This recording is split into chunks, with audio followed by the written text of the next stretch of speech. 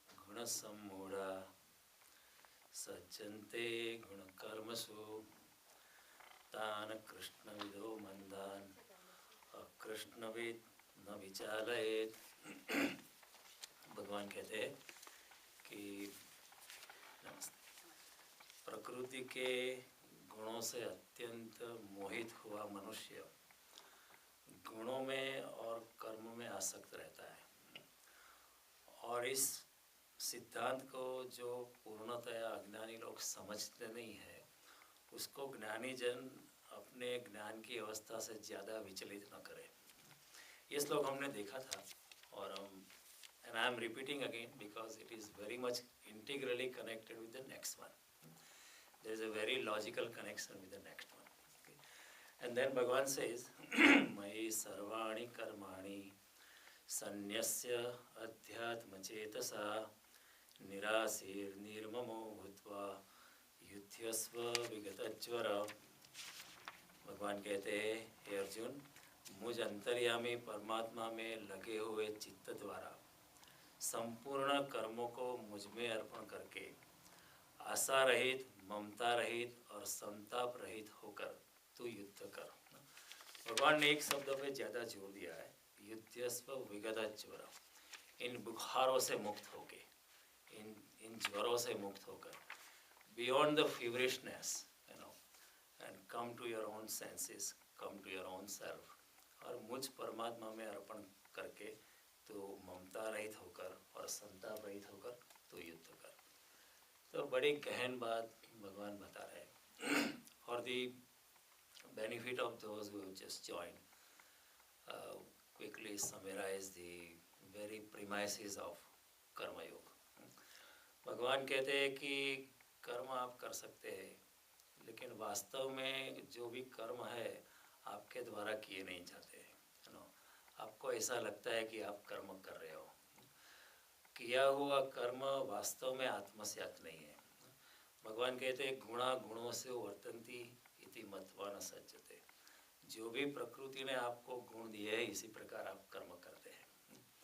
एक मनुष्य, मैंने बार बार कहता हूँ, मनुष्य ज़्यादा से ज़्यादा एक मकान बनाएगा, एक चिड़िया एक घोंसला बनाएगी, इससे ज़्यादा इज़ अ डिफरेंट थिंग। उसके ज़्यादा अगर आपके पास इतनी बुद्धिमत्ता नहीं है, आपके गुण कर्म नहीं है, आपकी प्रकृति की अनुसार कर्म नहीं है, तो आप नहीं कर पाओगे।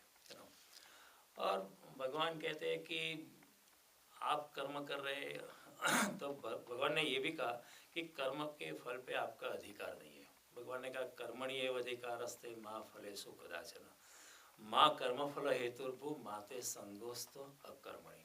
आपको कर्म पे ही अधिकार है, कर्म के फल पे अधिकार नहीं है।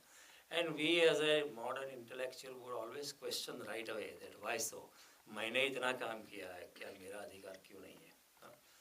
लेकिन सोचे जरा कि अगर मैं ना होता तो मैं किसी को पूछ नहीं सकता था कि मैं क्यों नहीं हूँ, मैं क्यों नहीं जन्मा हूँ। और अगर मैंने जन्म भी ले लिया है तो भी मैं भी किसी को पूछ नहीं सकता कि मैंने क्यों जन्म लिया है। जिंदगी की जो आमूल घटनाएं है, प्रेम या काम वासना, वे भी मेरे हाथ में नहीं है। जिंदगी में जो इनवॉलंटरी मेडिकल एक्ट है वो भी मेरे बस में नहीं है। सांस लेना या किडनी का चलना, ये भी मेरे बस में नहीं है। और बहुत कुछ जिंदगी की जो घटनाएं है वो मेरे बस में नहीं है। और जो मेरा शरीर है वो भी प्रकृति का हिस्सा है, वो भी जो पंच महाभूत है उसका हिस्सा है। ये जो मेरा शरीर है, जो ये पंच महाभूत, जो इनके सहारा लेकर जो मैं कर्म करता हूँ और इससे जो फल निपजते हैं, ये पंच महाभूत मेरे होने पहले से भी थे और अभी भी है और बाद में भी रहेंगे। सो इतनी अगर बेवशी है, इतनी अगर हमारी लाचारी है, तो मैं किस आधार पे कह सकता हूँ कि कर्म मैंने किए? और मैं कहता हूँ मेरा शरीर तो मेरा है, लेकिन देखो, ये शरीर से मैं बहुत कुछ कर्म कर सकता हूँ।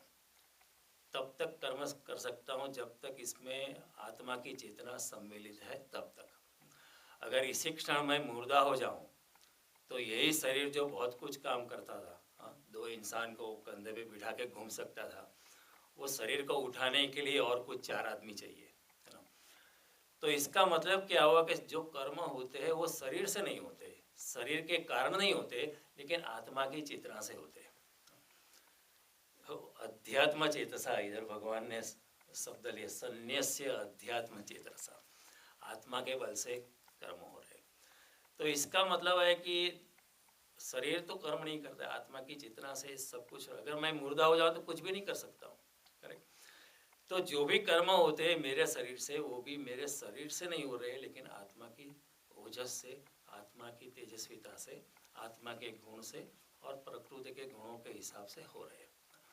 तो अगर कर्म से अगर कोई फल निपजता है तो मेरा है, ये कहने का मुझे क्या अधिकार है।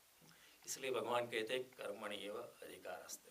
और आत्मा की चेतना कहाँ से आती है, ये भी हम सवाल पूछेंगे ना कि आत्मा की चेतना कहाँ से आती है। तो भगवान कहता है ममेवांसो गुण जीव लोके जीवभूत सनातन, इस जगत में आत्मा मेरा ही अंश है। यानी आत्मा की चेतना कहाँ से आती है, परमात्मा की ऊर्जा से ही आत्मा अपनी चेतना प्राप्त करता है। The soul is a replica of the super soul, और qualitatively they are the same. जैसे पानी है और समुद्र में पानी है और एक बॉटल में पानी है, दे आर ऑल H2O, नहीं ना, उसमें कोई फर्क नहीं है, लेकिन फिर भी qualitatively it may be the same. However परमात्मा जो है it is omnipotent, ओमनीसाइंट and omnipresent. और परमात्मा को हर जन्मों की याद है। जैसे कृष्ण इधर कहते हैं कि अर्जुन तू अपने पुराने जन्म भूल गया है, मुझे याद है। आत्मा भूल सकता है, क्यों भूल सकता है, वैसे तो आत्मा भी भूलेगा नहीं, लेकिन आत्मा भूल जाता है माया के आवरण से। जो जन्मों जन्म से हमारी आत्मा की चेतना पे माया की आवरण जो जम जाते हैं, उसी के हिसाब से आत्मा माया में सम्मोहन में गिर जाता है। वही भगवान यही कहता है प्रकृति गुण सम्मोढ़ा। भगवान कहते हैं आप हिप्नोटाइज हो जाते हैं जन्मों जन्म। अपनी ज़िंदगी में पीछे लौट के देखे हमारा कितना हिप्नोटिज्म होता है। We are hypnotise. कभी स्त्री में हम हिप्नोटाइज है, कभी पुरुष में, धन में, मान में, कीर्ति में, यश में, अपयश में, और कभी न्यू टेक्नोलॉजी में। And there is a phase for 1 month I am hypnotise with my new Lexus car, and then with next month I am hypnotise with my top of the line laptop computer, then I am hypnotise with my new job. सम्मोहन जो है वो चलता रहता है, क्योंकि माया हमारी आत्मा की चेतना उसमें फंसी हुई है। वैसे तो आत्मा शुद्ध है। शंकराचार्य कहते हैं चिदानंद रूप Shivom Shivom. However, the same sequence is explained by भगवान श्री कृष्ण here कि धूमेना आवृयतेर्वन्नी यथा दर्शो मरेण च यथोल्बेन आवृतो गर्भ तथा तेनेदम इदम अमृतम। जिस तरह धुएं से अग्नि ढक जाता है, धूमेना आवृतेरग्नि, जिस तरह धुएं से अग्नि आवृत हो जाता है, यथा दर्शो मरेण च, जिस तरह आईना जो है धूल से ढक जाता है, जिस तरह गर्भ में गर्भ जो है उसकी सैक से ढक जाता है, हाँ, यथोल्बेन आवृत तथा तेनेदम इदम अमृत। उसी तरह आत्मा की चेतना जो है माया के आवरण से आवृत हो जाती है। भगवान कहते हैं आवृतम ज्ञानमेतेन ज्ञानिनो नित्य वैरिणो काम रूपेण कौन्तेय दुष्पुरेण अनलेन च। ये जो काम और वासना की जो आवृत है वो आत्मा के दुश्मन है। हम उसे पहचान नहीं पाते, हम उसे मित्र समझते। See our entire thinking is perverted in a way. वही बात भगवान कहते हैं 15वें अध्याय के शुरू में, ये संसार जो है उल्टा वट वृक्ष है, तो उल्टा हुआ है। उसके मूल ऊपर है और जो लीव्स वगैरह जो है इधर नीचे पे है। सो भगवान ने बड़ी साफ बातें समझाई है कि ये काम क्रोध तथा लोभ तस्मादेतत्त्रयम् त्यजेत। आप इस सम्मोहन में गिर जाते। तो coming back to the basic foundations of karmayog, कि कर्म पे ही अधिकार है, कर्म पे फल पे, कर्म से जो फल निपजता है उस पे आपका अधिकार नहीं। और ऐसा नहीं है कि कर्म का फल नहीं आता है, इतना अंधेर नहीं है। अगर आप यहाँ कुछ संगीत बजाए और आपके दिलो दिमाग को असर करता है, हाँ, एक माँ के पेट में अगर बालक है उसके ऊपर भी संगीत की असर होती है, तो निष्काम कर्म की असर क्या नहीं होती होगी? भगवान कहते हैं निष्काम कर्म की बहुत दूरोगामी असर होती है। और भगवान ये भी कहते हैं कि आप निष्काम कर्म करके देखो, आप अकेले नहीं हो इस जगत में। भगवान कहते हैं सारी प्रकृति आपकी सहायता के लिए तत्पर होगी। न केवल सारी प्रकृति, दिव्य दिव्य चेतनाएं, सारे Devgan, even the divine souls which are there all over the universe, they are not only willing but also eager to help you. न केवल वो आपको सहायता करने के लिए तत्पर है, लेकिन सहायता करने के बाद वो प्रसन्नता को उपलब्ध होते हैं, क्योंकि दिव्य चेतना जो होती है उनके पास अभी शरीर नहीं है, वो दिव्य आत्मा के फॉर्म में वो घूम रही है, और उनको कार्य करवाने के लिए आपके शरीर का, आपके इंद्रियों का, आपकी बुद्धि का, आपके प्राकृतिक जो सत्व रजस तमस से जो आपका शरीर बना है उसका सहारा चाहिए। तो आपके शरीर के माध्यम से वो इस पृथ्वी पर कार्य करवा के, शुभ कार्य करवाते, वो भी प्रसन्नता को प्राप्त होते। तो भगवान कहते हैं आप निष्काम कर्म के मार्ग में चल के तो देखो, न केवल आपको दिव्य आनंद का अनुभव होगा, लेकिन दिव्य शक्तियाँ जो चारों ओर व्याप्त है वो भी आपको सहायता करने के लिए तत्पर है। न केवल तत्पर है, सहायता करके वो खुद प्रसन्नता को उपलब्ध होते। और भगवान कहते कि न केवल प्रकृति, न केवल दिव्य शक्तियाँ, लेकिन मैं खुद। भगवान कहते हैं तस्मात् सर्वगतम ब्रह्म नित्यम यज्ञे प्रतिष्ठितम्। सर्वगतम ब्रह्म, जो ब्रह्म चारों ओर व्याप्त है, वह आपके निष्काम कर्म के यज्ञ में हमेशा प्रतिष्ठित रहेगा। This is A return guarantee bye Shri Krishna. तस्मात् सर्वगतम ब्रह्म नित्यम यज्ञे प्रतिष्ठितम्। तो भगवान कहते फल पे अधिकार छोड़ो। ऐसा नहीं कि फल नहीं आता, और ऐसा जरूरी नहीं है कि जो निष्काम कर्म के यज्ञ में प्रवेश करता है वो गरीब ही रह जाएगा, ऐसा जरूरी नहीं है। लेकिन निष्काम कर्म योगी फल की आशा छोड़ देता है, भगवान के चरणों में समर्पित करके। फल आएगा तो ठीक है, प्रसाद है,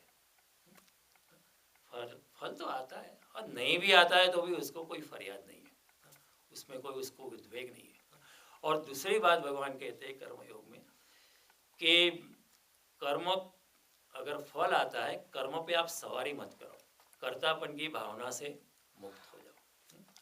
आप ये मत सोचना कि मैंने कर्म किया है, क्योंकि कर्म आपसे नहीं होते, आपके प्रकृति के गुणानुसार कर्म होते हैं।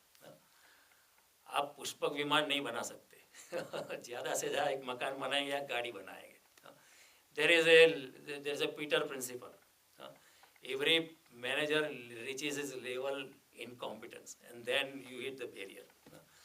आइंस्टाइन जैसे महान वैज्ञानिक या न्यूटन जैसे महान वैज्ञानिक की बुद्धि भी एक क्वांटिटेटिव बुद्धि है। It is a quantitative intelligence, it is not spiritual intelligence, it is an intellect, you know, that portion of the intelligence which has been actualized is intellect.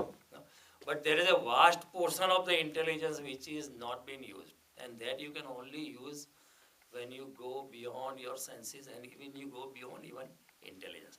सारे गीता की भगवान की बातें जो है बुद्धि की पार की बात है। भगवान कहते इंद्रियाणि पराण्याहु इंद्रियोभ्यो परम मन मनस्तु परा बुद्धि यो बुद्धेर परतस्तु स। गीता में क्या बात है? आत्मा और परमात्मा की बात है। तो भगवान कहते ये जो जड़ शरीर है उससे इंद्रिया जो है ज़्यादा चेतनमान है। मेरा हाथ जो है मेरे फेफड़े से या और कुछ शरीर के भागों से ज़्यादा चेतनमान है, कुछ ज़्यादा कर सकता है, इज मोर मोबाइल।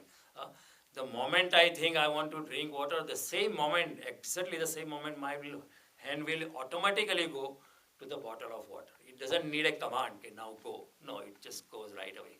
ओके, तो इंद्रियाणि प्राण्याहु इंद्रियोभ्यो परम मनम, इंद्रियों से ज़्यादा मन ज़्यादा चेतनमान है। मनस्तु परा बुद्धि, मन से बुद्धि ज़्यादा चेतनमान है। और यो बुद्धेर परतस्तु स मीन्स दैट, बुद्धि से भी जो आगे है उसका नाम है आत्मा और परमात्मा। गीता इतनी वैज्ञानिक है कि वो स का नाम नहीं दिया है, दिस इज दैट। अगर हम नाम देंगे नहीं तो कि ये ब्रह्मा है, विष्णु है, महेश है, तो then it becomes personalized, and then some intellectuals will start arguing, you know, they start debating, they start questioning. Krishna जानते थे कि कलयुग में ये सब व्यर्थ के विवाद बहुत हो गए। देने से यो बुद्धि परतस्तु स। उपनिषद के ऋषि ने भी बताया तत् त्वम असि, that art thou. They didn't say आप कृष्ण भगवान हो या ब्रह्मा हो या विष्णु हो या आप जीसस हो या मोहम्मद हो या बुद्ध हो या महावीर हो, they said that art, tat means that art, वो परम शक्ति आप ही हो, कहीं और जाना नहीं। तद दूरे तदंती के, वो ब्रह्म बहुत दूर है लेकिन बहुत नजदीक भी है। See what a contradictory statement. In the very next breath, at half of the sentence, the Upanishad Rishi says Tat Dure, it is very far away. In the very next breath, he says Tat Antike, it's very close by. जब पश्चिम के scholars, पश्चिम के लोगों को जब उपनिषद के वचन मिले, उन्होंने सोचा कि ये पागल लोग होंगे, तद दूरे तदंते, what do they mean? It's the Brahma is very far away and yet it is very close. It doesn't make any sense. It's such a contradicting word. But they have a very good and very esoteric idea contained in it, and beyond intelligence idea, For those who are oriented to the material world, it is very far away.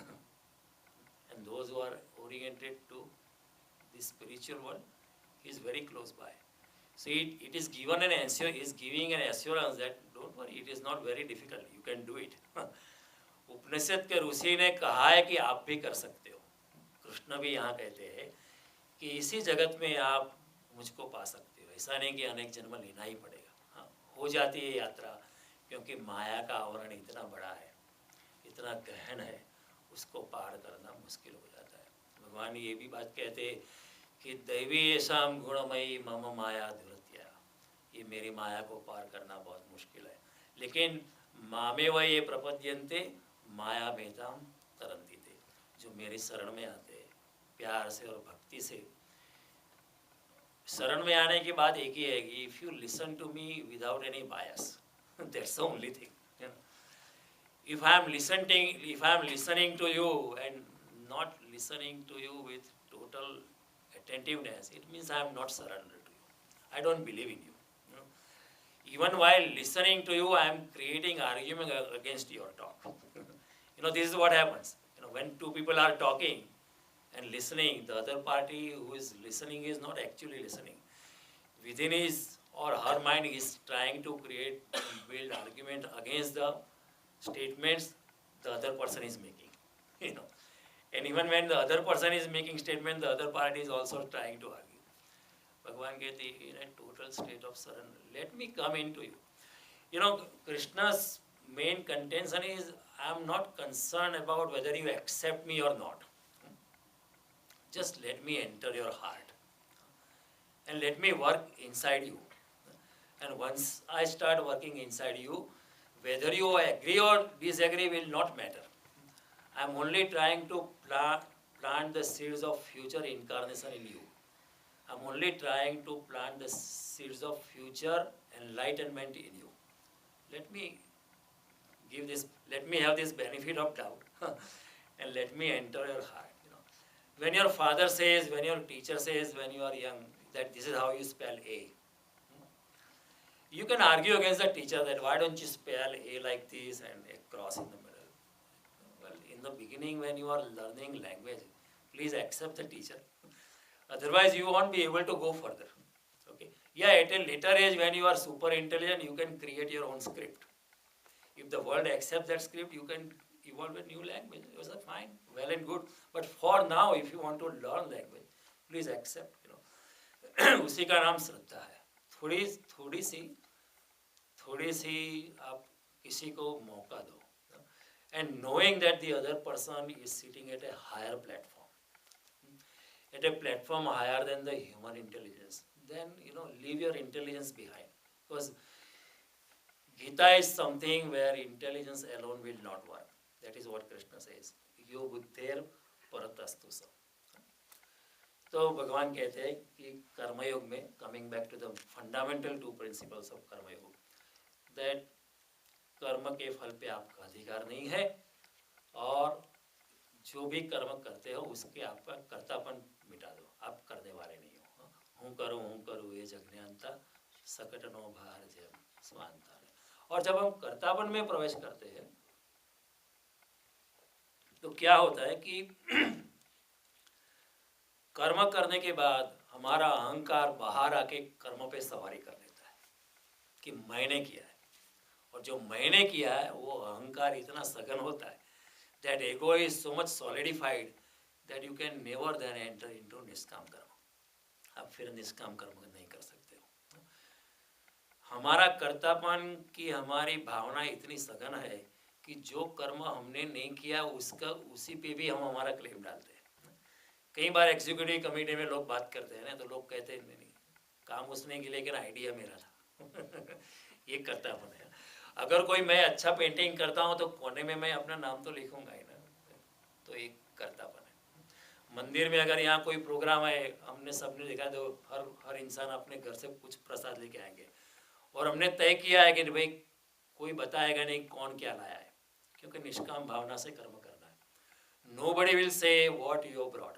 और आपको privately पंडित जी ने assign किया कि आप पूरी लाना, आप सलाद लाना, आप श्रीखंड लाना, आप ये लाना, फिर भी हमारी कर्तापन की भावना इतनी सघन है। अगर मैं पूरी लाया हूँ ना तो मैं किसी को पूछूंगा आपको पूरी कैसी लगी। मैं डायरेक्टली नहीं कहूँगा कि पूरी मैं नहीं लाया हूँ, लेकिन हमारी कर्तापन की भावना वी विल ट्विस्ट इट, क्योंकि अहंकार जो है, ईगो जो है, वो टेढ़ापन से आता है। It finds another alternative routes. ये साइकोलॉजिकल स्टेटमेंट है।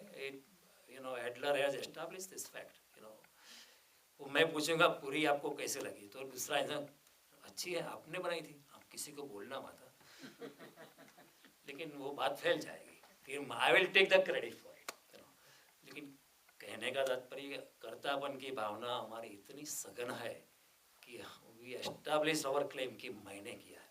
भगवान कहते हैं छोड़ो, जब तक कर्तापन है तब तक आप साक्षी भाव से चलित हो जाते हो, तब तक आप अपनी स्थित प्रज्ञता से चलित हो जाते हो, तब तक आप अपनी जो तुरीय अवस्था है, again neither this not that, दोनों द्वंद्व से परे, न सुख न दुख, न हानि न लाभ, न मान न यश न अपमान, न शुभ न अशुभ, न मोक्ष न बंधन।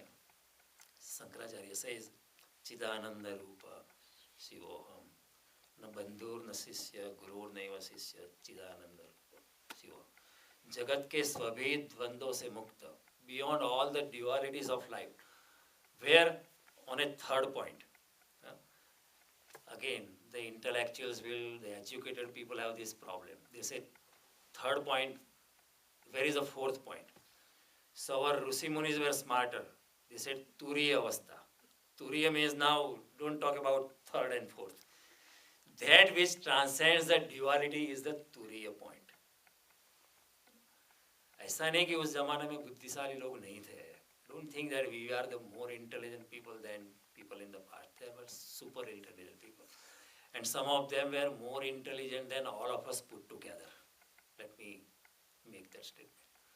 Our Rishi Muni said Turiya Avastha means neither this nor that. भगवान कहते हैं जब आप कर्तापन की भावना में प्रवेश करते हो तो अहंकार सघन होता है, ईगो सघन होता है, और जब तक ईगो सघन होता है तो आप निष्काम कर्म में प्रवेश नहीं कर सकते हो, और आप निष्काम कर्म में प्रवेश नहीं कर पाते हो तो फिर कर्मयोग आपके लिए नहीं है, it is not for you, please don't even try. तो ये कर्मयोग, this is the foundation of कर्मयोग। लेकिन भगवान कहते हैं कि इंसान जो है कि जिंदगी में इतने सम्मोहन होते हैं, सम्मोहन में सारी जिंदगी चली जाती है।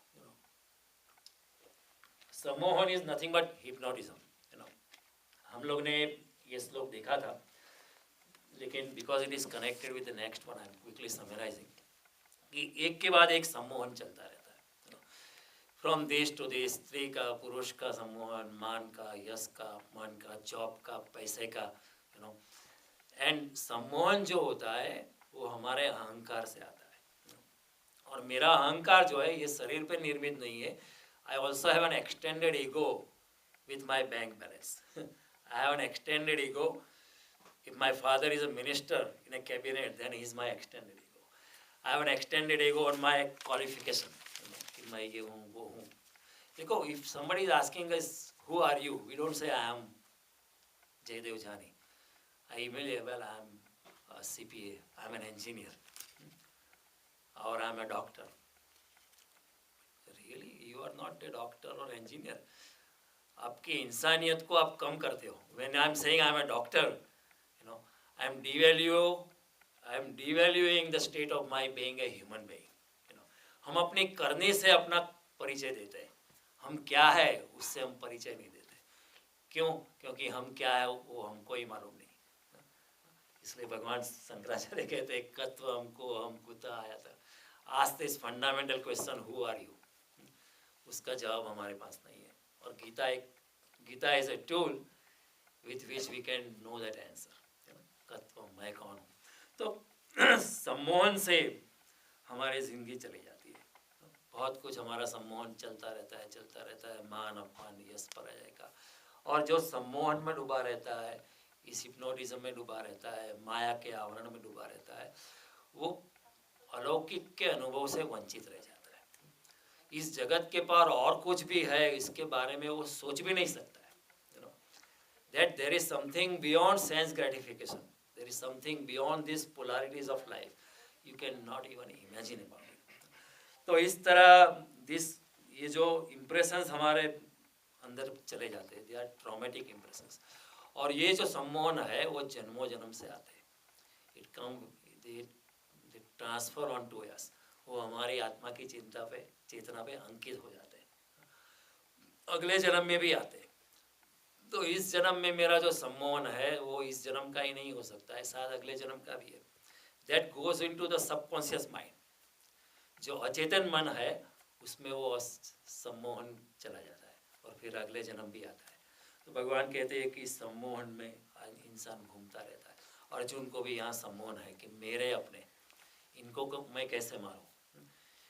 मेरा गुरु है, मेरे दादा है, मेरे स्वजन है. भगवान कहते हैं ये तेरा सम्मोहन है, ये तेरा अटैचमेंट है. और because you have attachment you are not able to see the truth. Your brain, your intelligence is coated with all this hypnotism, and therefore you are not able to go beyond that. You are not able to pierce through it. तो भगवान कहते हैं कि अगर तू कहता है कि इनसे मैं कैसे लड़ूं, ऊपर से लगता है कि अर्जुन बड़ा अहिंसक लगता है, वो मारना नहीं चाहता है. लेकिन भगवान कहेंगे कि ये तो तेरे स्वजन है इसलिए तू सवाल करता है. भूतकाल में भी तूने युद्ध खेले हैं और तभी ये सवाल तूने नहीं उठाया था. इन द पास्ट पहले तूने ये सब लोगों को भेड़ बकरियों की तरह काट डाले थे, अभी क्यों तू सवाल उठाता है. अभी तुझे सम्मोहन हो गया है कि तेरा ये स्वजन है इसलिए मैं कैसे मारूं. तो भगवान कहते थोड़ा एक पदार्थ के अंधेरे से तो मुक्त हो, बाहर आ जाओ, और तभी तू पूरी चेतना जो है उसके पार तो निकल पाएगा. तो जब तक ये सांसारिक सपने नहीं टूटते, जब तक ये सम्मोहन नहीं टूटते, तब तक कोई धार्मिक नहीं बन सकता. जब तक महत्वाकांक्षा ना गिर जाए. संसार में हम कहेंगे हाँ महत्वाकांक्षी बनाओ, आगे बढ़ना है, आगे जाना है और आगे करना है. लेकिन कृष्ण की दुनिया में कृष्ण कहेंगे जब तक ये सांसारिक महत्वाकांक्षा ना गिर जाए तब तक आप धार्मिक नहीं बन सकते. तब तक परमात्मा के महासागर में आप अपनी नाव नहीं रह सकते हो. तब तक धर्म में यात्रा नहीं होती है. क्योंकि जब तक महत्वाकांक्षा है तब तक अहंकार है, तब तक ईगो है. And desire and ego they paddle together. इच्छा जो है और हमारा अहंकार है, they paddle together. More the ego, if you have more ego then we have to have more desire to substantiate the ego. अहंकार की सघनता की पूर्ति के लिए हमें अपनी इच्छा बढ़ानी पड़ती है, और जितनी इच्छा की पूर्ति करते हैं उतना अहंकार और बढ़ता है. Then we paddle outward all the time. जितना अहंकार ज़्यादा है उतना ही हमारा डिज़ायर ज़्यादा रखनी ही पड़ती है. क्योंकि अहंकार की पूर्ति के लिए फिर मुझे और बड़ा मकान बनाना चाहिए, लोगों को दिखाने के लिए, देखो मेरा मकान कितना बड़ा है. अहंकार की पूर्ति के लिए मेरा बैंक बैलेंस ज़्यादा बढ़ना चाहिए, then it goes in, but then our journey is outward.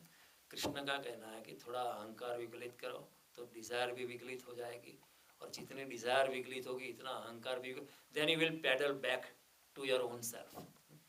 जब journey outward will become journey inward, इतना ही फर्क है। जितने संसार में घूमते हैं उतना ही अगर हम आत्मा की ओर घूमने लगे तो कृष्ण कहते हैं यात्रा बड़ी सरल है, इट इज इजी।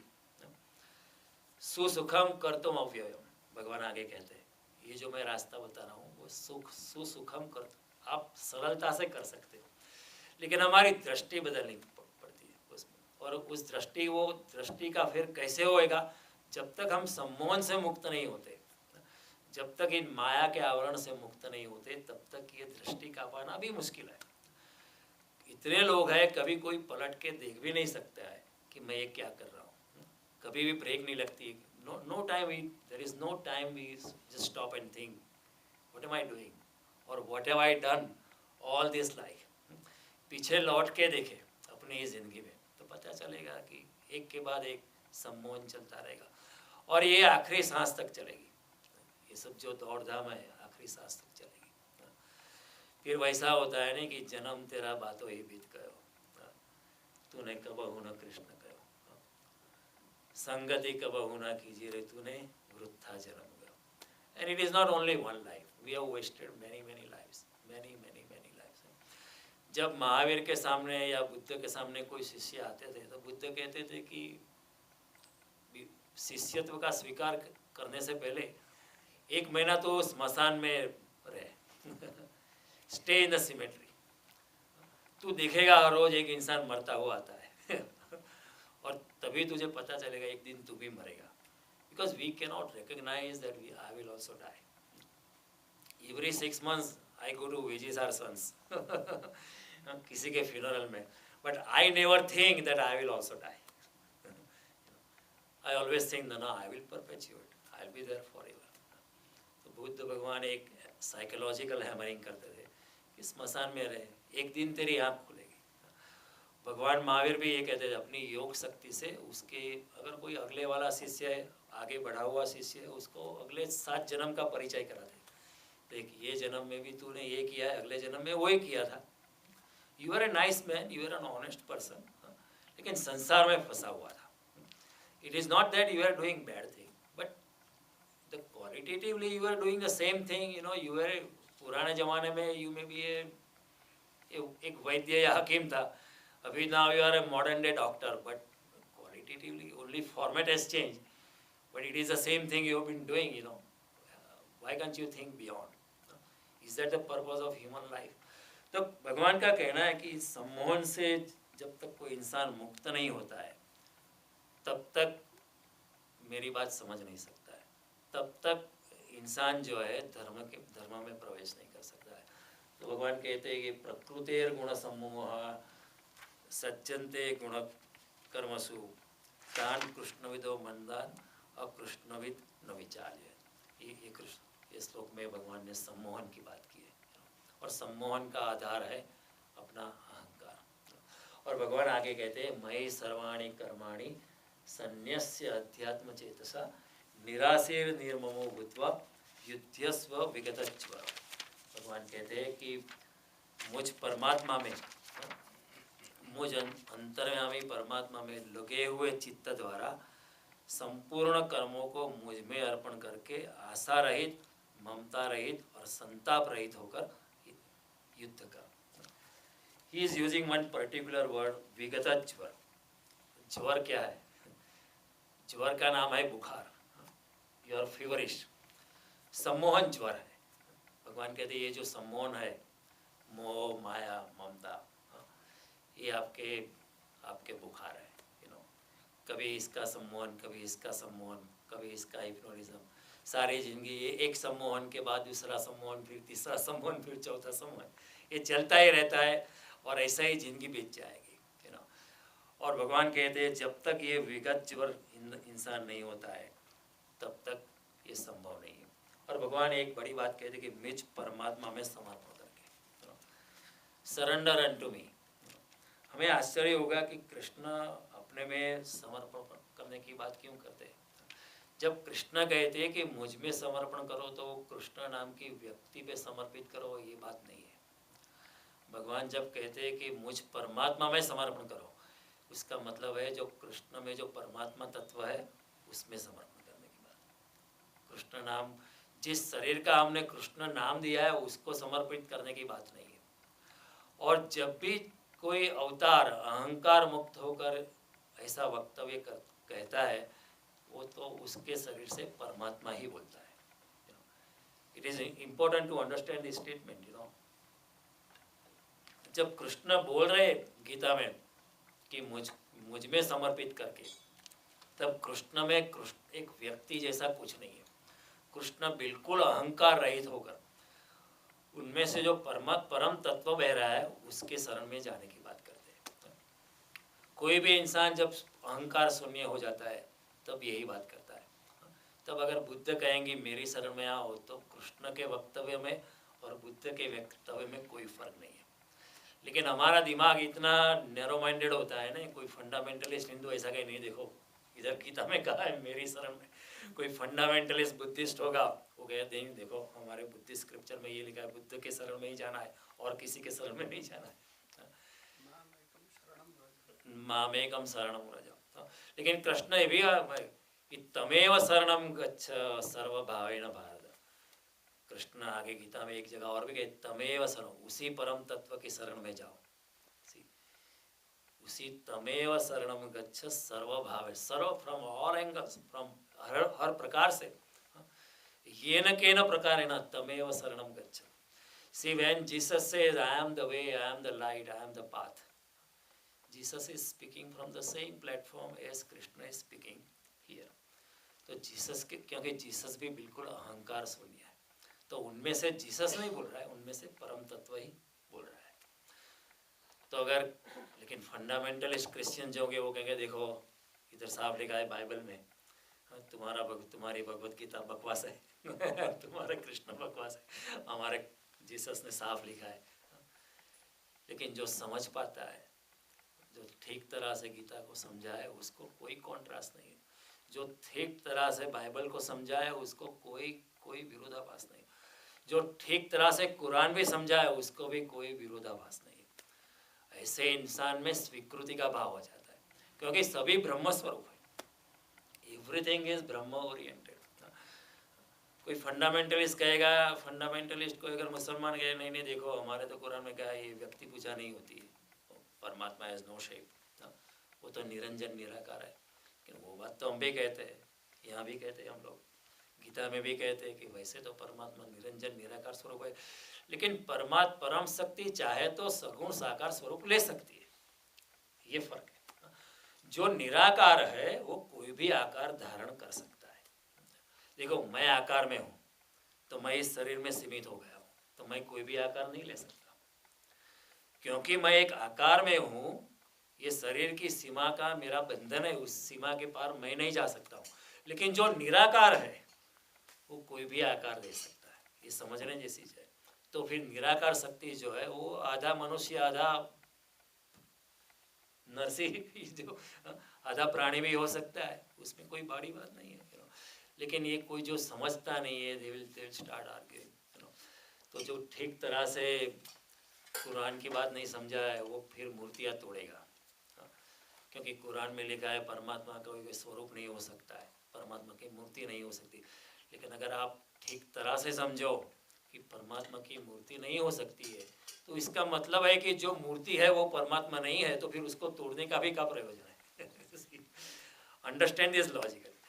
अगर परमात्मा मूर्ति में नहीं हो सकता है तो जो मूर्ति है वो परमात्मा की हो नहीं सकती, फिर उसको तोड़ने का भी क्यों कष्ट लेते हो। लेकिन अगर कोई मुसलमान या कोई भी और इंसान मूर्ति को तोड़ता है तो उसका मतलब ये है कि वो कुरान की बात ही नहीं समझा है, वो अपने ही धर्म की बात ठीक तरह से समझा नहीं है। तो जब कृष्ण यहाँ कहते हैं, यहाँ कोई विरोधाभास नहीं है, बुद्ध में, कृष्ण में, महावीर में, जीसस में बात करने की जो बातें यहाँ कही गई उसमें कोई विरोधाभास नहीं है। हाँ, कृष्ण एक परम शक्ति है, कृष्ण एक पूर्णावतार है। ये गीता बुद्ध भी कह सकते थे, लेकिन उनको अर्जुन जैसा पूछने वाला नहीं मिला। ये बात है। अगर आप एक अच्छे डॉक्टर है तो आपके सामने सब ऐसे ही ऑर्डिनरी पेशेंट आते हैं तो आप क्या बताएंगे, लेकिन कोई इंटेलिजेंट पेशेंट आएगा, इंटेलिजेंट सवाल पूछेगा तो आप उसको बता सकते हैं कि देखो ये टेक्नोलॉजी इतनी एडवांस हो गई, वो समझ पाएगा। लेकिन गांव का गंवार आएगा, उसको समझाने से भी क्या फ़ायदा। बुद्ध को जैसे अर्जुन जैसे पूछने वाला नहीं था, महावीर को भी अर्जुन जैसे पूछने वाला कोई मिला नहीं था। कृष्ण के सामने अर्जुन जैसा एक आधा योगी था। अर्जुन ऐसा इंसान था, आधा योगी जैसा, स्वर्गलोक में जाके उसने दिव्यास्त्र प्राप्त किए थे। And he had the courage to turn down the proposal from Devi Urvashi. आजकल के मनुष्य का ये सामर्थ्य नहीं है। The most beautiful woman of the heavenly woman is proposing to you and you say sorry I am busy. हमारे जैसा इंसान सब काम छोड़ के, ठीक है नो नो, वो काम बाद में हो सकता है। अर्जुन ऐसा योगी जैसा इंसान था। तो अर्जुन जैसे इंसान के सामने जो कोई पूछने वाला मिलता है तब कृष्ण बह सकते हैं, क्योंकि वैसे कृष्ण को भाषण करने का शौक नहीं होता है। अर्जुन पूछता है तो अर्जुन के सवाल पे कृष्ण, सवाल की खूंटी पर कृष्ण अपना कोट टांगते हैं। जितने सवाल पूछे उतना ही जवाब, ज़्यादा कुछ दिया नहीं है।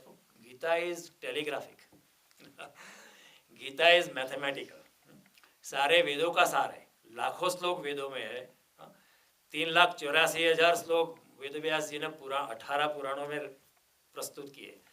सभी सारे वेदों, उपनिषद और पुराणों का सार भगवान ने, इट इज क्रिस्टलाइज्ड। इसे कहते हैं it is a zip file, it can explode and explode and explode and expand. तो भगवान कहते हैं कि यहाँ जब भगवान कहते हैं कि मेरे शरण में, तभी उनका शरण जो परम शक्ति कृष्ण से बह रही है। और वही बात वेद व्यास ने जी जब महाभारत लिखते थे तब तक उन्होंने लिखा श्री कृष्ण वो आज, कृष्ण बोल रहे हैं। लेकिन जब गीता पे आए तो उन्होंने क्या लिखा, श्री भगवान हो आज, कि now is mind is talking in the capacity of the supreme, now is talking in the capacity of the supreme. At home you may be, at home you may be whatever, but when you are talking here, you may be president of Sanatan Mandir. So when you are talking here in presence of many people, you are talking as president of, आपकी हैसियत बदल जाती है, आपका तल बदल जाता है। तो भगवान यहाँ कृष्ण यहाँ जब कहते हैं मुझ में समर्पित करके, तो भगवान उसकी बात करते हैं। एक घड़ी रुक गई क्या? नहीं रुक नहीं, ठीक है, चलो ठीक है, अच्छी बात है, वी हैव मोर टाइम। तो भगवान कहते हैं मुझ परमात्मा में, भगवान ऐसा नहीं मुझ कृष्ण में शरणागति को, ऐसा नहीं। Krishna is a label which we have given to that body in which the supreme was manifest. ये अवतार, हमारे और अवतार में यही फर्क है कि अवतार में परमात्मा शक्ति का प्रागट्य बड़ा सघन है, हमारे में भी परमात्मा शक्ति है, लेकिन उसका प्रागट्य इतना नहीं है, थोड़ा सा दब गया, बहुत कुछ दब गया। क्यों? माया के आवरण में दब गया है। और जिस दिन माया का आवरण टूटता है उसी क्षण हमारे में भी वही दिव्यता का अवतरण अपने आप बाय डिफॉल्ट हो जाता है। ऐसा नहीं कि ऊपर से भगवान को आशीर्वाद देना पड़ता है। जिस दिन इंसान अपने अहंकार का पत्थर हटा देता है तो परमात्मा का झरना जो अभी तक दबा पड़ा था वो अपने आप कल नाच से बहने लगता है। तो कृष्ण जब कहते हैं मुझ में समर्पित हो, तो भगवान का कहना है कि जब भी कोई इंसान अहंकार शून्य होता है तभी उसके हृदय से, उससे मुख से जो भी निकलता है वो महावाक्य ही निकलता है इस जगत में।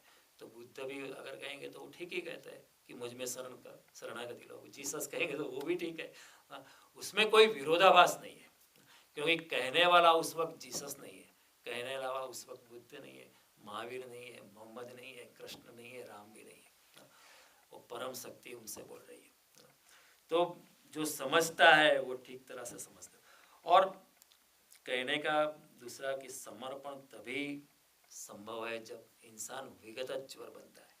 भगवान कहते हैं युध्यस्व विगतज्वर। कहने का तात्पर्य जब तक आप बुखार से मुक्त नहीं हो तब तक आप समर्पण नहीं कर सकते हो। क्यों?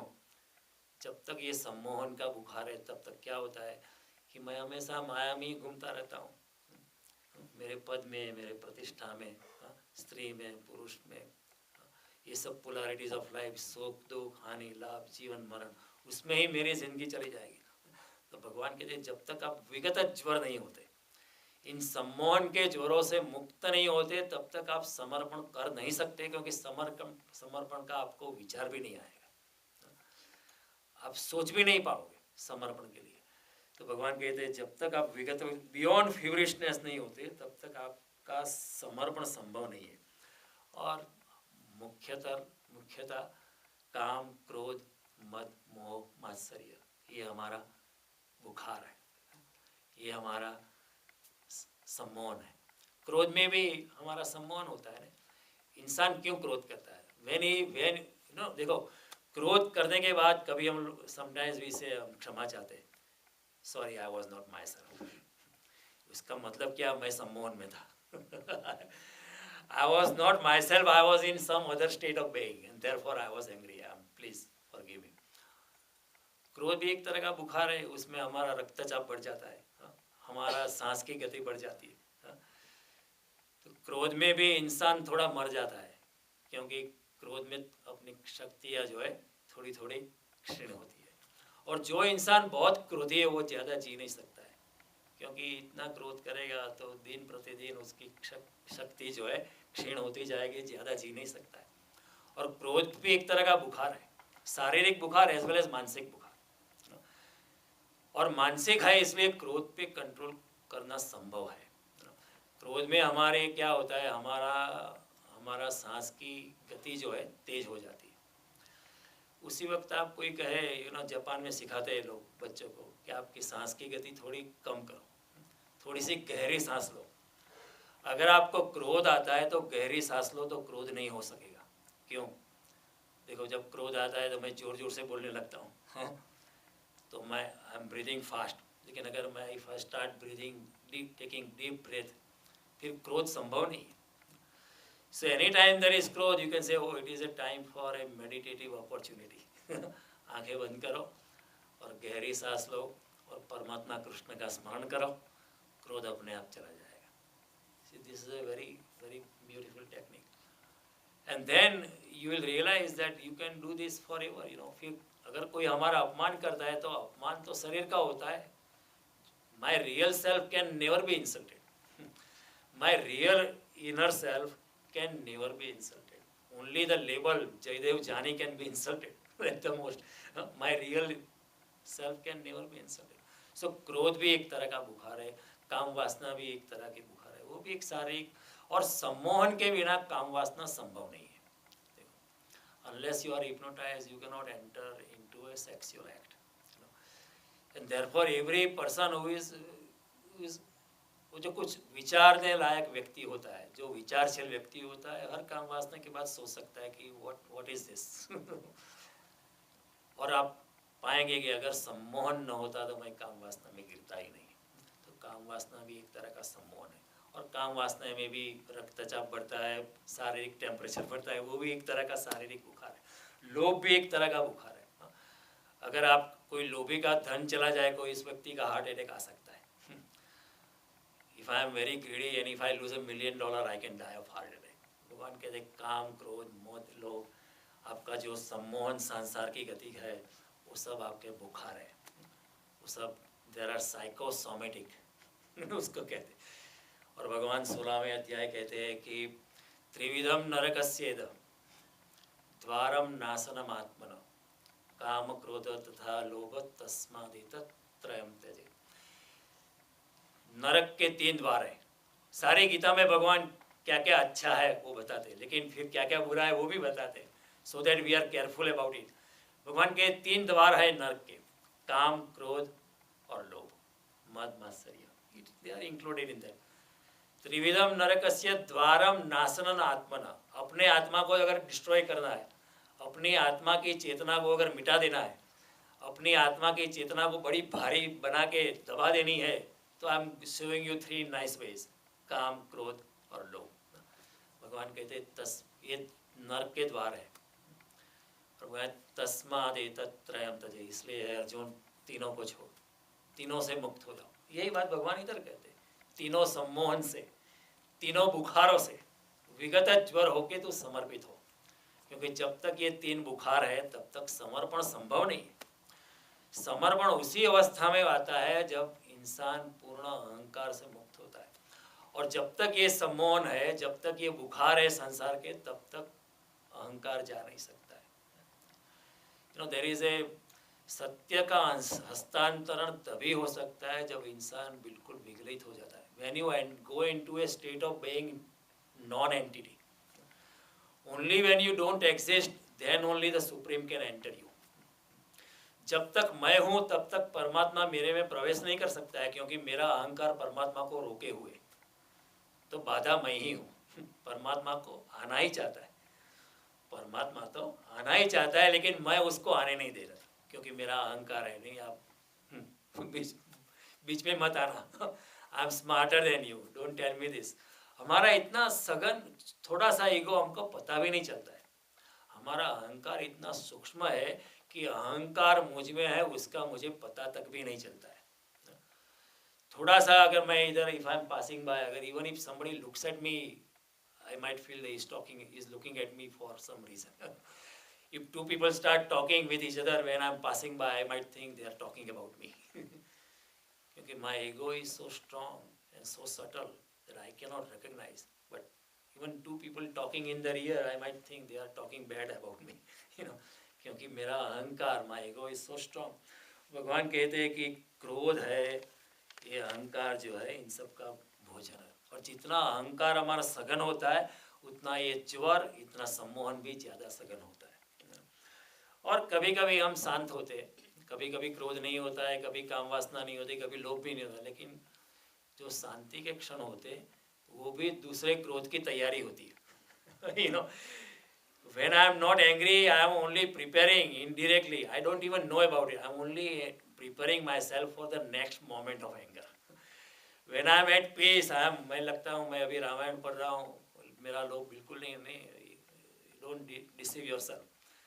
Most of the time we are deceiving our own self.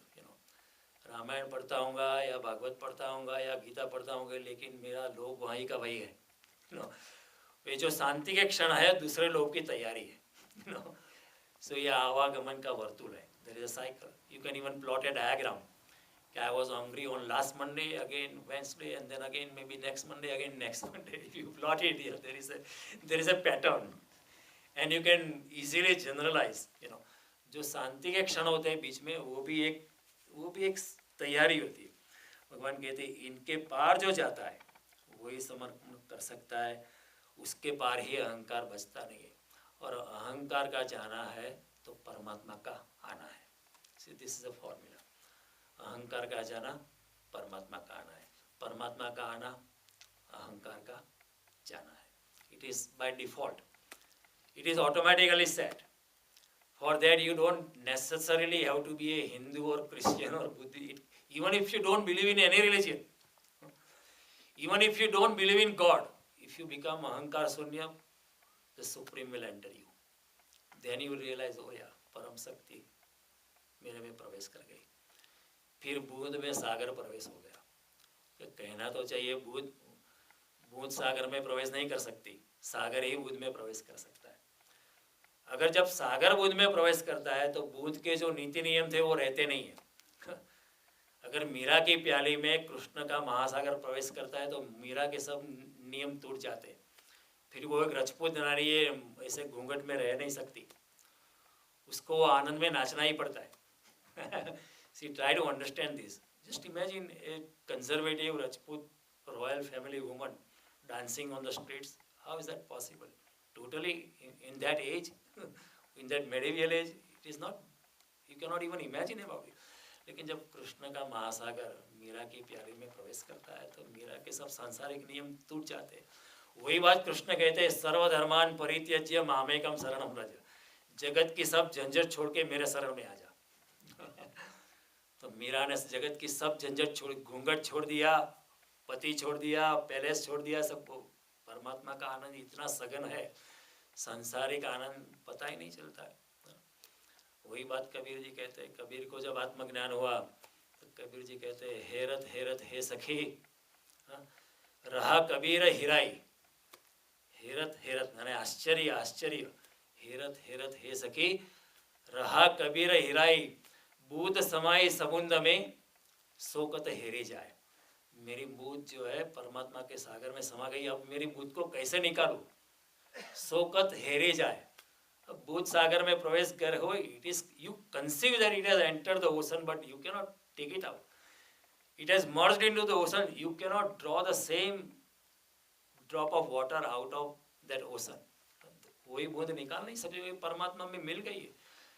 उसी क्षण में हमारे गुरु, हमारे उपनिषद के ऋषि ने कहा अहम ब्रह्मास्मि, कि मैं तो छोटा था लेकिन अब परमात्मा के सागर में मैं मिल गया तो भाई मैं भी ब्रह्म हो गया, क्योंकि मेरा अस्तित्व ही नहीं बचा। मेरे बुद्ध को कैसे निकालिएगा? संभव नहीं। लेकिन Kabir immediately realise that I made a mistake. मैं जल्दी में था अपने आत्मज्ञान के अनुभव का वर्णन करने में। Then he contradicted his statement.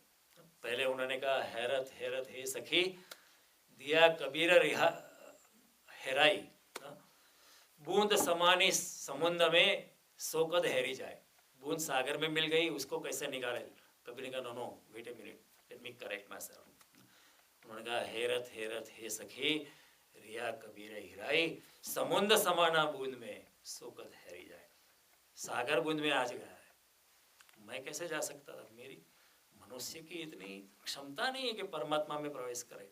परमात्मा ही मनुष्य में प्रवेश कर सकता है। परमात्मा ही करुणा से, हम इतने कभी भी हमारी इतनी हैसियत नहीं होती हम परमात्मा को पाले।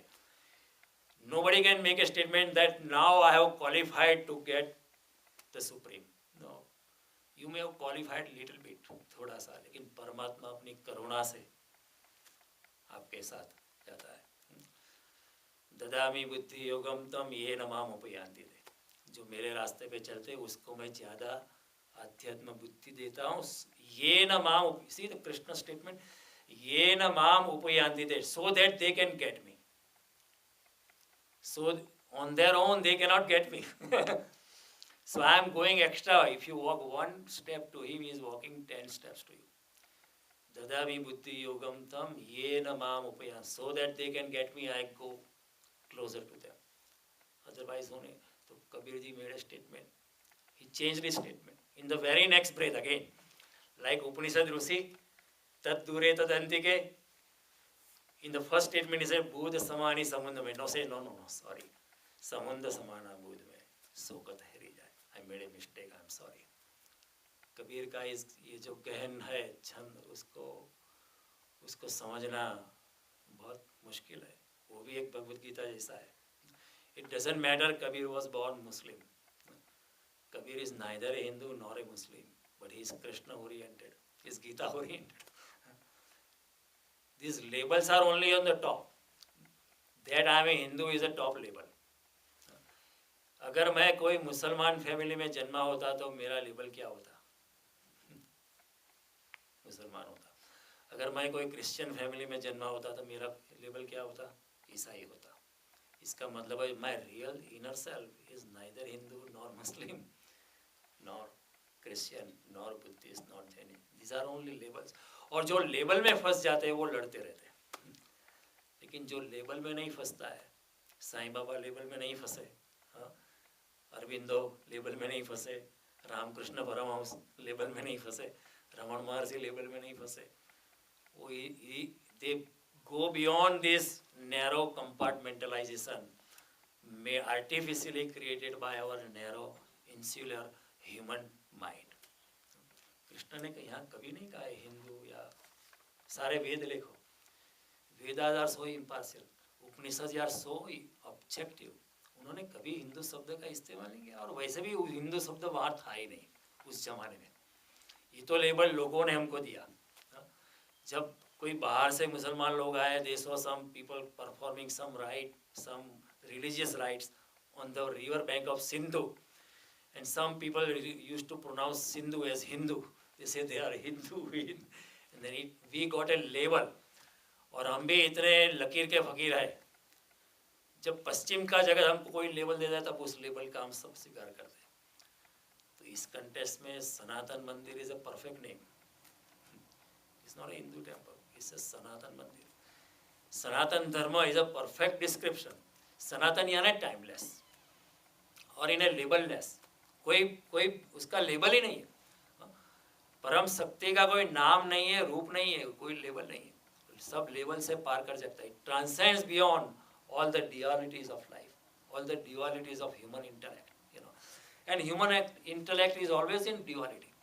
It always hovers around dualities of life. It cannot go unless you go beyond intelligence. You cannot go beyond the dualities of life, and that is why ध्यान में जब इंसान अपने विचार से पार हो जाता है, अपनी बुद्धि से पार होता है, तभी ध्यान शुरू होता है।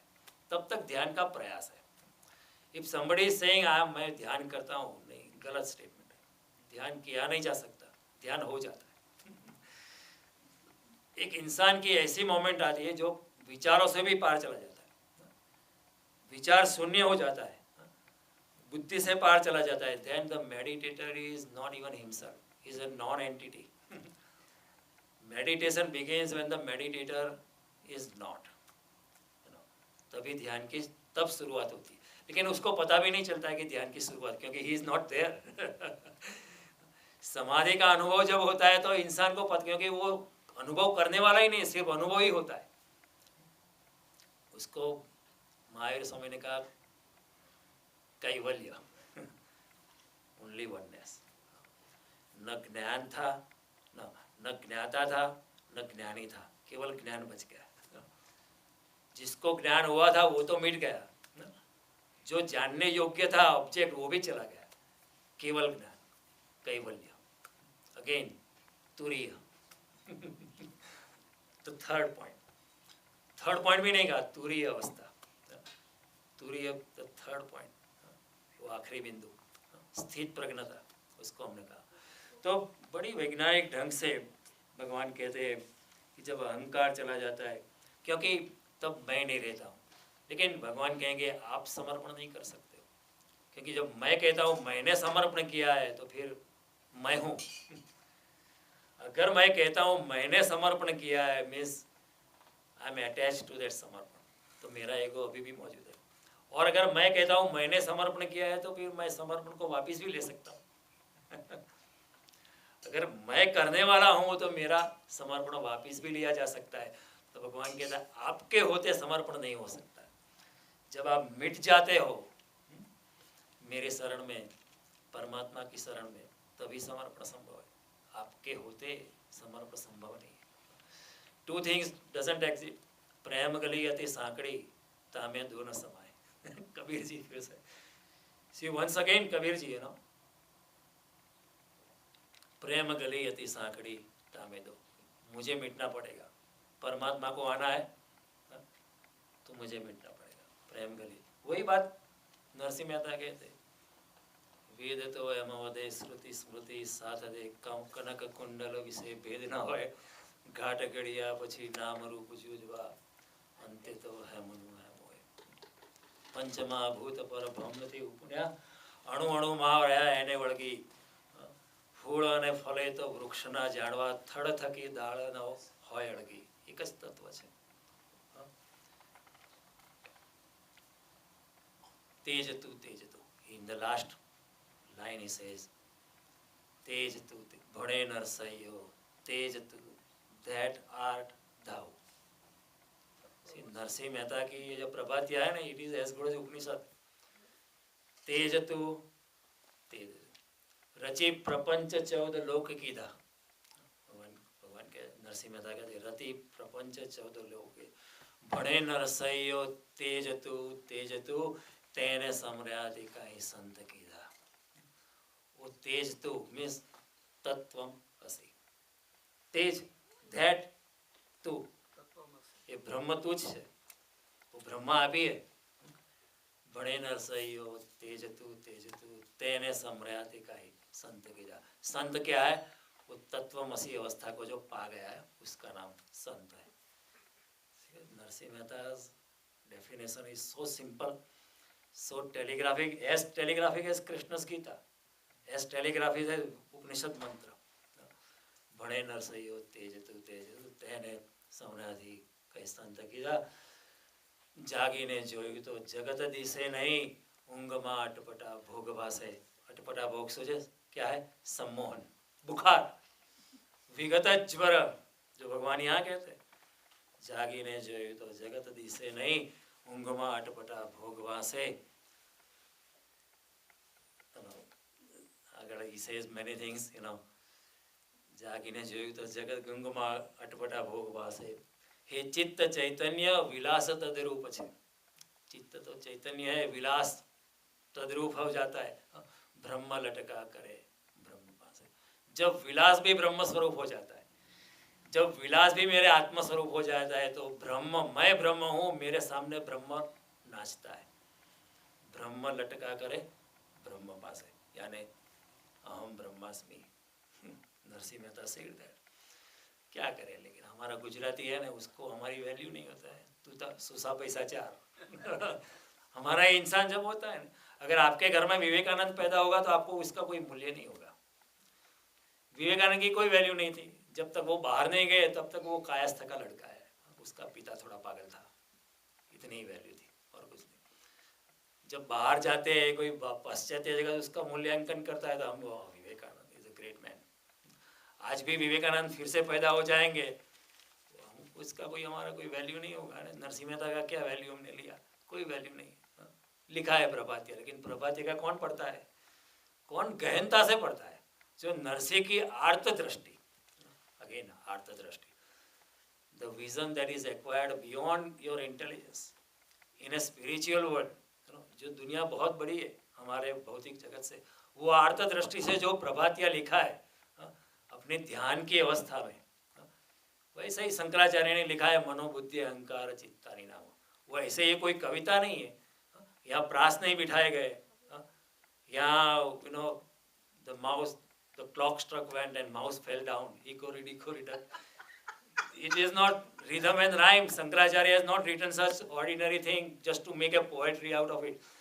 When he must be in a state of world beyond, he came out and he wrote for the benefit of the mankind. At the age of 9, 10, imagine 9, 10.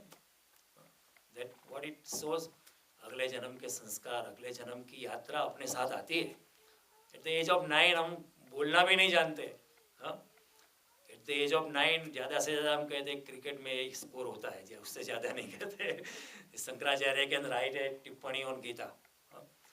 इसका मतलब है भगवान कृष्ण ने समझाया 6ठे अध्याय में, तत्र तम बुद्धि संयोगम लभते पौर्वदेगम यतते स ततो भूयो संसिद्धो कुरुनंदन. जो पूर्व जन्म के संस्कार से, पूर्व जन्म ने जो यात्रा की है, वही यात्रा इस जन्म में मैं तो उसको वापस दूंगा.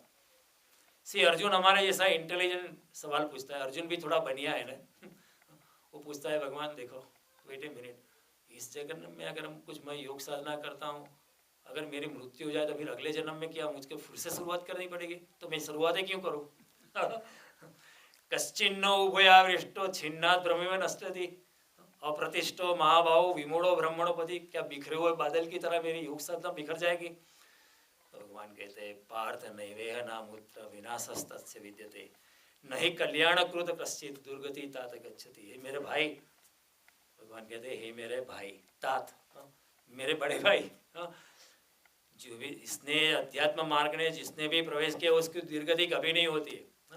प्राप्य पुण्य कृताम लोकान उषित्वा शाश्वती समा सुचिना श्रीमतागे है योग भ्रष्ट अभिजायते. जो योग भ्रष्ट हो गया है इस जन्म में मृत्यु के कारण और माया के कारण. कई बार होता है ना, कोई योग में प्रवेश करता है, फिर माया उसको और खींचती है, क्योंकि माया बड़ी प्रगाढ़ है, फिर से संसार में प्रवेश हो जाता है, योग भ्रष्ट हो जाता है. भगवान कहते फिक्र मत करो, सुचिना श्रीमता के है योग भ्रष्टो. जिस गर्भ में संस्कार है, पवित्रता है, जहाँ माता एक योगिनी है और पिता एक योगी पुरुष है, जहाँ योग का विचारावरण है, जहाँ यौगिक मिल्यू है, जहाँ दिव्य विचार है, ऐसे घर में तेरा जन्म होगा, ताकि आपकी यात्रा सरल हो जाएगी. भगवान कहते हैं कि don't worry, you can be another Shankaracharya in the next life if you have gone through Gita very well. Not just कंठस्थ कर लिया इसने, अपने आत्मा पे वो अंकित किया है. जैसे हम इंडिया में बर्तन बाय करते हैं ना, तो ये है माधवी बहन का है, ये पियर से आया है, इसमें ससुराल का अधिकार ऐसा करते हैं ना, इस तरह आत्मा पे गीता अंकित हो जाती है। तब या दूसरे जन्म में हम भी शंकराचार्य, फिर दूसरे जन्म के बाद मुक्ति है, मुक्ति है, ऐसा होता है। भगवान कहते हैं कि देखो, बहुत करुणा से भगवान बात कहते हैं कि अगर आप अहंकार आप करते, और मैं एक बात और भी बता दूं, भगवान ने योग भ्रष्ट की बात की, योग भ्रष्टो अभिजाते, सुचिना श्रीमदागे योग भ्रष्टो अभिजाते, योग भ्रष्ट इंसान जन्म। देखो हमारे सनातन धर्म में, मैं कभी हिंदू धर्म नहीं कहता हूँ, क्योंकि हिंदू धर्म, you are insulting Bhagavad Gita when you say Hindu dharma. Gita is for any living being. भगवान ने भूत मात्र शब्द का उपयोग किया है, मनुष्य का भी शब्द भूत मात्र, कोई भी अगर प्राणी भी, प्राणी के शरीर में थोड़ी सी अगर जितना इसका फॉलो करेगा, ये भी प्राणी भी लिबरेट हो जाएगा, भूत मात्रा। तो हमारे सनातन धर्म में योग भ्रष्ट शब्द है कि ये जो योग की यात्रा में था वो कभी भ्रष्ट हो सकता है, क्योंकि माया बड़ी प्रगाढ़ है। दैवी ऐसा गुणमयी मम माया दुरत्या, माया खींच सकती है। तो ये कोई बुरी बात नहीं है, हो सकता है, कम से कम उसने प्रयास किया था। देखो सोचो ऐसा, देखो हम कभी कभी कुर्सी में बैठे घर में अपने अपने in the comfort of our house अखबार पढ़ते, देखो ये भ्रष्ट हो गया, ये पहले गीता पे भाषण करता था, श्रीमद् भागवत पे भाषण करता था, अभी इसका ये अफेयर चलता है, ये भ्रष्ट हो गया, योग भ्रष्ट हो गया। लेकिन वही योग भ्रष्ट हो जाएगा, हो सकता है वो जो पहले थोड़ा योग में था, अब तो है ही नहीं वहाँ, अब तो जाओ वैसे ही बैठ रहे हो, अपना घर है, चाय पी रहे हो मजे से। तो हमारे सनातन धर्म में योग भ्रष्ट शब्द है, लेकिन भोग भ्रष्ट शब्द नहीं है। भोग से क्या भ्रष्ट हो गए आप तो चाय पी रहे हो मजे से, अभी जॉब जाओगे, गाड़ी चलाओगे, इधर उधर अच्छी लड़कियों को देखेंगे भी, कभी बीबी आपकी कहते हैं देखो उसके घर जा जरा हकना रह जाओ हकना रह जाओ मीनिंग ये है जरा हकना, I know you very well,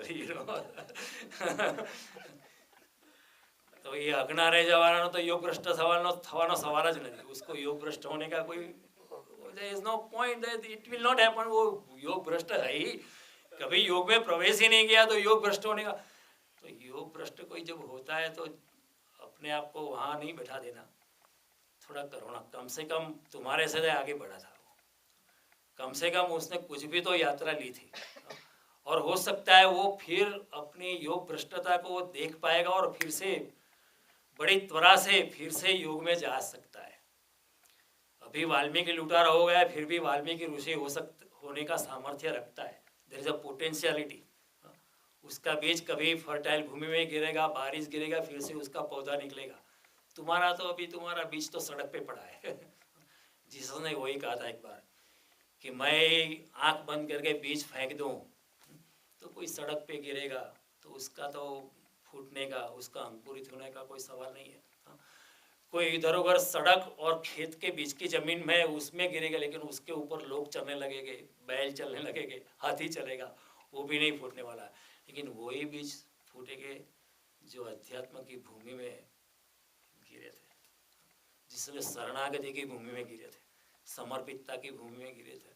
समर्पितता के खेत में वही बीज गिरेंगे और वही अंकुरित होंगे। जीसस मेड दिस स्टेटमेंट, और वो बीज जो है वो आज न कल वो फूटेगा। योग भ्रष्ट इंसान भी कल फिर से योग में जा सकता है। तो भगवान कहते हैं कि आप फिक्र मत करो, और जब तक हम कहते हैं कि मैंने किया है तब तक ये संभव, समर्पण संभव, क्योंकि मैं कहता हूँ कि मैंने किया है समर्पण, मीन्स समर्पण हुआ नहीं है, समर्पण को वापिस। भगवान कहते हैं और ये जो ज्वर है ना, ये सब मानसिक बीमारियाँ हैं, these are all psychological disease. वैसे ज्वर आता है हमारा फिजिकल ज्वर आता है, हमारे टेम्परेचर, लेकिन ये मानसिक बीमारी, और कई बार मानसिक बीमारियाँ ज़्यादा सघन होती है। देखो मानसिक बीमारी अगर मेरे पास कोई शारीरिक बीमारी है, डायबिटीज़ है या कैंसर है या कुछ भी है, वो कब तक रहेंगे? जब तक मेरा शरीर है तब तक बीमारी। अगर जब मैं मर जाऊंगा तो बीमारी भी मर जाएगी, तो मैं बीमारी से मुक्त हो जाऊंगा क्योंकि शरीर ही नहीं बचा। लेकिन मानसिक बीमारी जो है ना, मेरा लोभ, मेरा मात्सर्य, मेरा मद, मेरा अहंकार, वो अगले जन्म भी आता है, क्योंकि मन नहीं मरता है, श्रोत्रम चक्षुस्पर्शनम च रसनम घ्राणमेव च अधिष्ठाय मनश्चायम विषयानुपसेवते। जैसे तुम्हारी इच्छा थी वो मन ऐसा संकीर्ण करके वो जेनेटिक प्रोग्राम वो एम्बॉडी होके दूसरे शरीर में प्रवेश करता है, फिर वही मन ऐसा मिल जाता है। आपके मानसिक रोग नहीं जाते, और मानसिक रोग ज़्यादा खतरनाक है। कोई मुझे कहे अगर आप डॉक्टर है मैं आपके पास आऊँ, जैसे भाई आपको डायबिटीज़ है, you must do something, I will say thank you very much, you know I appreciate and I will take measures to it. लेकिन अगर आप मुझे कहें जयदेव भाई आप बड़े घमंडी हो आप बड़े क्रोधी हो, आप बड़े लंपट हो, तो मैं क्या कहूँगा मैं आपको भी जानता हूँ क्योंकि मानसिक बीमारी हम स्वीकार नहीं करते, और जब तक स्वीकार नहीं करते तो मानसिक बीमारी से मुक्त होना संभव नहीं है। तो भगवान कहते हैं मानसिक बीमारी से कैसे छूटे, इन ज्वरों से कैसे छूटे, how do you redeem your self of this feverishness. भगवान कहते हैं recognise this fevers as fevers. इनसे इन मानसिक बीमारी को बीमारी के ढंग से आप रिकॉग्नाइज करो। If I deny a doctor that I don't have diabetes, मेरे family, my father was fine, my grandfather was fine, I don't have it, then I am not going to work on it. Then diabetes will be in its own place. कोई मुझे कहे आप बड़े अहंकारी है, तो if I say thank you very much, maybe I could not notice, and it is very difficult to notice for us. अगर मेरे में अहंकार है, for me alone it is very difficult to notice. अगर मेरा बेटा कहे, मेरी बेटी कहे, मेरी वाइफ कहेगी तो मैं नहीं मानूंगा, ये नहीं, ये होता नहीं पति पत्नी में नहीं होता है। पति पत्नी को कहेगा तो पत्नी भी नहीं मानेगी, पत्नी पर वो पत्नी वहाँ फिर अहंकार और सघन हो जाता है। लेकिन कोई बेटा कहे, बेटी कहे, और कोई आपका दोस्त कहे, शायद आप सुनेंगे हाँ ठीक हो सकता है मैं अहंकारी हूँ। तो अहंकार को, लोभ को, काम की भांति रिकॉग्नाइज करो, and the very recognition will free you of that thing. Buddha ने यही कहा था, आपको क्रोध आता है तो देखो, आंख बंद करो कि ये किसी ने मेरा अपमान किया है और मेरे एड्रिनल ग्लैंड्स में ये क्रोध का पॉइजन टॉक्सिक केमिकल छूट रहा है, और मैं मुट्ठियाँ तंग कर रहा हूँ, मैं दांत पीस रहा हूँ, ये क्रोध आ रहा है। जस्ट देखो, ऑब्जर्व इट। ऑब्जर्व करने से ही क्रोध समाप्त हो जाता है, because you will not be able to go into that hypnotised state. You can be angry only when you are hypnotized, but if you are not getting into that state of being hypnotized, आप अगर सम्मोहन में नहीं जाते हो तो नहीं हो सकता है. अगर काम वासना परेशान करती है तो बुद्ध कहते काम वासना को देखो कि ये मेरे मन में काम वासना का विचार आ रहा है और मेरे शरीर प्रभावित हो रहा है काम वासना से. तो अब देखो, ऐसा देखने से ही काम वासना धीरे धीरे विकलित हो जाती है. एकदम से नहीं होगी, लेकिन क्योंकि काम वासना बड़ी प्रगाढ़ है, प्रकृति ने बड़े सोच विचार करके बनाई है, लेकिन धीरे धीरे धीरे काम वासना से भी आप मुक्त हो सकते हो. भगवान कहते हैं दुष्पूर्णा अनलेन च, ये काम वासना ऐसी कभी भी आपकी पूर्ति नहीं हो सकती. The very nature of sense gratification is such that you can never be fully satisfied. दुष्पूर का मतलब क्या है? You can not fully fulfil it. दुष्पूर्णा अनल, भभकता हुआ अग्नि. If there is fire, कितना भी डालो इसमें अन्न, वो भभकता ही रहेगा. भगवान कहते हैं दुष्पूर्णा अनलेन. Understand the chemistry of sense gratification and you will liberate yourself of it. सिर्फ सोचो, उससे बैर मत करो. Don't become an enemy. Just understand and recognise it and you will liberate yourself. तो ये श्लोक हमने आधा लिया है आज, क्योंकि हमने थोड़ा कर्मयोग को भी थोड़ा समराइज किया for the benefit of new people. अगले मंगलवार को जब मिलेंगे तो ये श्लोक की जो गहन बातें और है कि कृष्ण क्यों अपने को परमात्मा कहते हैं, क्या ये कृष्ण का अहंकार नहीं है? ये सब बातें हम बड़ी बारीकाई से देखेंगे और गीता की इस पवित्र यात्रा को हम आगे बढ़ाएंगे. आपने इतनी शांति सुना, मैं आपसे अनुग्रहित हूँ. नमस्कार. जय श्री राम.